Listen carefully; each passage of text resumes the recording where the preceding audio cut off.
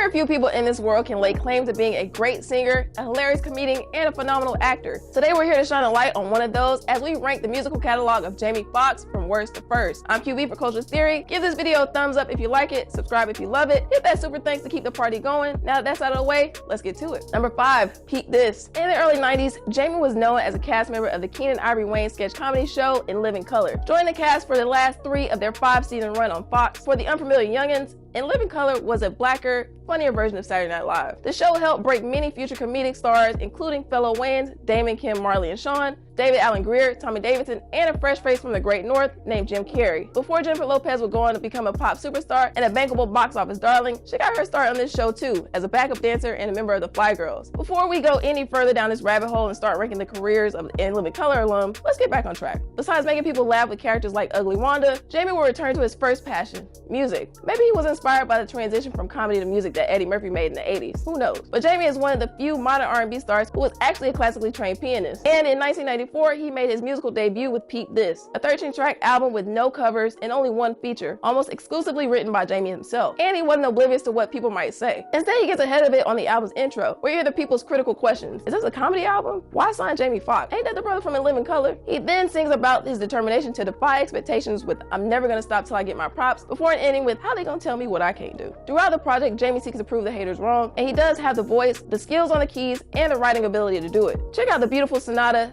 Don't Let the Sun Go Down, for reference. It's a heartfelt plea for a lover to remain, where Jamie croons so well over somber piano chords with imaginative lyrics, it'll have you checking to see if it's a Stevie Wonder piece. A classy affirmation of love sung over a moving piano melody with minimal instrumentation are truly timeless records. Unfortunately, they're at the end of the album, so to get to these diamonds, you have to go through a lot of rubble. The overall sound of the LP mixes new jack swing of, let's say, Bobby Brown, and synth-heavy quiet storm serenades like Keith Sweat. Remember, this was 1994, and frankly, that's something we couldn't forget. That is to say, the album doesn't age well sonically. While songs, Infatuation, and If You Love Me take advantage of the audio trends of the day with success, many of these songs, like the erotic lead single Experiment, the rhythmic Miss You, and the beat-thumping Doghouse, are all unoriginal in their approach and composition, and sum up why Peep This is unfortunately, but comfortably, at the bottom of this list. Number 4, Best Night of My Life. By the time Jamie's 3rd studio album was released, he was ready to celebrate all that he had accomplished to that point in his career, a decade into the new millennium. He was a multi-platinum selling artist, an Academy Award-winning actor, and not letting any of that riz go to waste. So the album, Best Night of My Life, a party record at heart, reflects just that. Big-named producers laid the soundscape, including Rico Love, Bink, Bangladesh, and 40. Star-studded features from Wiz Khalifa, Gucci, Ludacris, and more laced the tracks, and songwriters like Sean Garrett and Melee lend their lyrical assistance to help elevate the music. A standout track is Living Better Now, which has an up-tempo beat reminiscent of Lloyd Banks' Beamer Benzer Bentley, a chopped and screwed Biggie vocal sample on the hook, and a fire Rick Ross verse. Other cuts worth checking out are the Triumphant Winner with Justin Timberlake and T.I., the melancholic Fall For Your Type featuring Drake, the love ballad Gorgeous, and sex anthem Sleeping Pill and Rejoice. With all that going for this album, it was destined to be Foxx's 3rd LP to debut in the top 10 on Billboard, with 144,000 copies sold in its first week. But why has this album, as of 2023, still not been certified gold? A lot of that might have to do with the fact that, frankly, this release lacks any legs to carry itself further other than the big budget production and promotion it got. For example, the records aimed for crossover success are cringeworthy, like the rock tinge All Said and Done, and the EDM fist pumper Sex on the Beach, easily one of the worst songs we've heard in more than 100 rankings. Songs like Freak featuring Rico Love and Hit It Like This lack any soul, depth, or memorability due to them being more driven by their beat and the inexcusable amount of auto-tune. There's also a Soulja Boy beat and feature on Yep That's Me that could have been left on a hard drive. Overall, in his attempt to please every demographic, we end up with a mixed bag of records that might have sounded fresh upon release, but lack a wealth of originality that'll help it stand the test of time. More than 16 years after releasing Peep This, Jamie fell into the same trap on Best Night of My Life that made his debut a dud. The Terrell, Texas native born Eric Bishop changed his stage name to Jamie Foxx at the beginning of his stand-up comedy career. Combining the androgynous first name with the surname of a comedy goat was intended to fool club promoters into putting him on a stage because they thought he was a female balancing out the usual comedy club sausage party and that he was good. Far removed from those days as a struggling comedian, Foxx now has a few iconic roles under his belt: an Oscar-nominated performance in Collateral, opposite Tom Cruise, Quentin Tarantino directed project Django Unchained, and the film that got him an Academy Award, Ray. Or do you prefer Jamie's comedies? And we can't forget about his star turn in The Players Club. Okay, obviously we can go on and on about his movies, and we just might in another video. For now, let us know in the comments, what are some of your favorite Jamie Foxx roles? Throw some favorite lines in there too. Maybe it's from his TV stuff. Alright, for real, let's get back to the music. Number 3, Hollywood.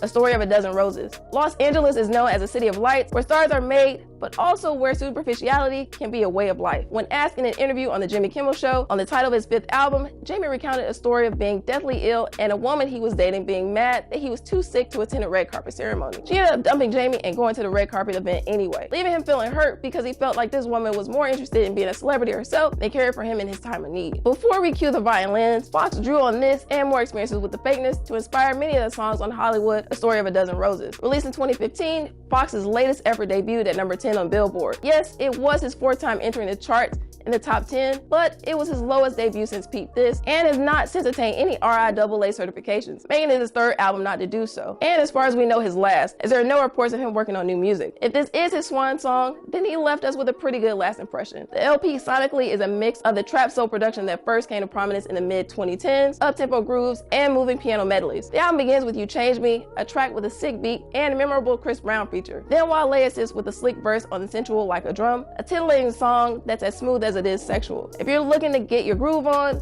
tracks like Tease featuring Pharrell, Baby in Love with Kid Ink, and Foxx's take on Michael Jackson's Pretty Young Thing will keep you rocking. Ain't My Fault, a great song about pining for someone who has you raptured, is another win. The two standouts though are the piano-based In Love By Now and Jumping Out of the Window, two beautiful songs that contain some of Foxx's best writing and singing on the record. What holds this LP back from inching up is the awkward track listing and filler. As it is now, songs that are heartfelt and lush with production are followed by raunchy, synth-heavy medleys, requiring you to skip past a lot of records depending on the mood you're in. That wouldn't be a problem though had this album cut out tracks like the raunchy Right Now, the boring boom bap of On the Dot, and the slow synth Vegas Confessions. With a rearranged track list to create smoother segues, this could have been his best work. Don't worry, the CTA&R service is loading. Number 2, Intuition. The 2008 album is meant to address the question, what does a woman want? And we get Jamie's answer through a compilation of songs mostly about heartbreak, sex, and valuing a woman for more than her looks. The lead single, Just Like Me, kicks things off with a glossy beat as the hallmarks of The Dream's penmanship all over it with a slick verse with T.I. The Timbaland-produced I Don't Need It has a slapping beat and soulful lyrics about a lady not needing a man for money. Both of these cuts are winners. The LP missteps with the Just Plays produced number 1, which has an off-kilter structure and a less than stellar Lil Wayne feature than Digital Girl, where even Kanye and The Dream's writing can't save it from being dull. However, the second half of the album has some of Foxx's finest musical moments. Blame It, featuring T-Pain, will have you turn it up while taking shots. She Got Her Own with Neo and Fabulous is smooth and sexy. On I Don't Know, Jamie croons as well as Marvin Gaye on a classy Salam Remy beat. Why is the epitome of a heartbreak record, and Freaking Me, featuring Marsha Ambrosius, who's batting 1,000 on features by the way. Plus Slow will have you ready to go half on a baby. The standout song of the album though is Rain Man, a beautiful song about missing your better half that touches all the emotions of what it feels like not to have the one you love. Overdose is another song that shows Jamie's raw emotive voice, and the final song, Love Brings Change, is Jamie killing us softly on those keys and gentle baritone. This album peaked at number 3 on the US Billboard 200 and went on to sell 1 million copies. So if the answer to Jamie's question is that a woman wants an album that's part party, passion, independent, and intimate, then Foxx got it right. Number 1, Unpredictable. After his debut was a critical and commercial flop, Jamie stayed away from the studio for more than a decade. It wasn't until a fateful evening when Foxx met aspiring rapper Kanye West that his situation would change. As Foxx tells it, he used to host parties at his home where he would invite rappers like Missy Elliott and Jay-Z and producers like the Neptunes and Diddy. At these events, he would try to convince these musicians to collaborate with him because Foxx wanted to get back into the industry. It wasn't until Jamie met Ye, someone else struggling to be taken seriously as an artist, that those dreams would come true. West invited Foxx to the studio and played the beat for the track Slow Jams, and Jamie came up with a chorus on the spot. Though Ye originally didn't like the hook, it eventually stayed on the song, became a number 1 hit on the Billboard Hot 100, and revitalized the careers of not only Foxx, but legendary Chicago rapper Twista as well. Not only did the collab lend more weight to Foxx's credibility as a singer, with all the buzz surrounding his performance in Ray, Jamie was catapulted into the rarest of air.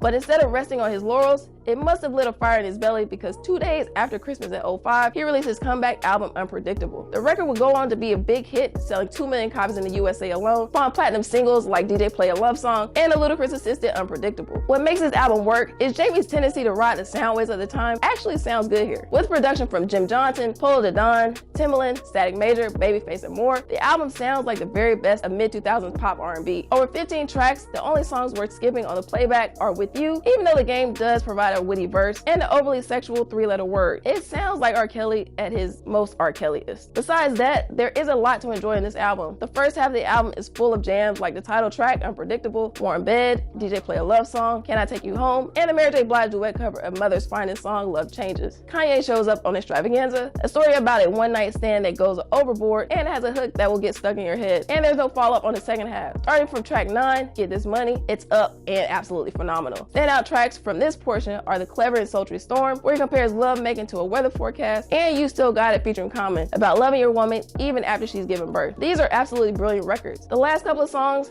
Babyface co-written Heaven and Wish You Were Here, dedicated to the woman who raised them, are so heartfelt they just might make you shed a tear. All in all, we might not have seen Unpredictable coming, but it's here to stay at the #1 spot. Jamie Foxx's discography is an example of the evolution of R&B over the last few decades. Who are some of your favorite new R&B artists? While you're here, check out our R&B Males playlist. Who should we cover next? Don't forget to like this video and subscribe to Culturalist Theory. I'm QB. See you next time.